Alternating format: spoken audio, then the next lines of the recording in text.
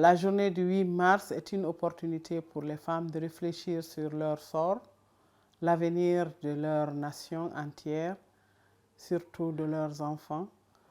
Et c'est aussi une opportunité pour réaffirmer leur position dans des domaines clés de développement du pays.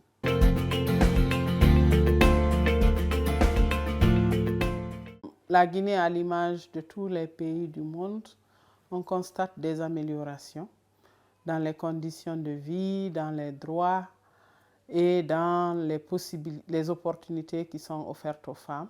Actuellement, en Guinée, de façon spécifique, on voit qu'il y a beaucoup de cadres dans les ministères et il y a une bonne frange qui est occupée par les femmes.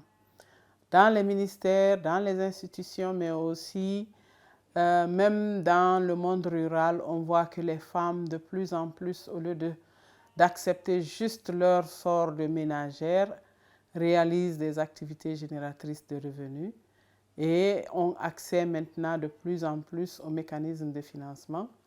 Elles connaissent les processus et les mécanismes qui sont en train d'être mis en place en leur faveur. Donc pour moi, ce sont des avancées parce que auparavant, ce n'était pas la même situation. On n'osait pas occuper certains postes et on a beaucoup de femmes ministres maintenant dans le gouvernement de la Guinée. Et on n'osait pas aussi occuper des postes de représentativité. On a des femmes députées. C'est une bonne chose. Peut-être que depuis toujours qu'il y a eu la possibilité offerte aux femmes, mais le nombre est grandissant. Et puis, il y a l'opportunité qui est offerte aux femmes de travailler et de générer leurs revenus de façon autonome.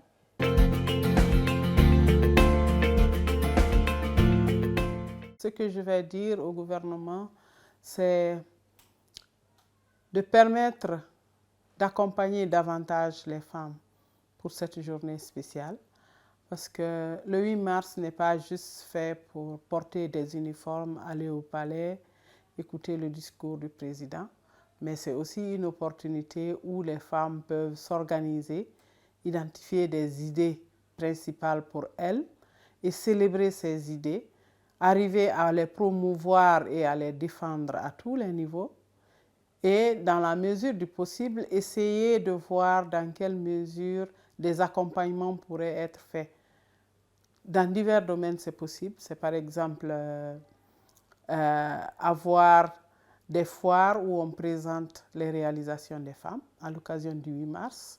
Ça pourrait être des visites de champs ou des réalisations des grandes femmes rurales parce qu'elles sont beaucoup présentes. Ça peut être des occasions données aux associations parce que, comme vous le savez actuellement, les femmes ont fait naître des systèmes pour les aider à supporter le coût de la vie à travers ce qu'on appelle communément des CERES, des associations et autres. Comment valoriser ces idées qui sont des leviers importants pour les femmes et que le gouvernement pourrait accompagner et qui peuvent être des solutions alternatives à tout ce qui est en manque au niveau de la Guinée.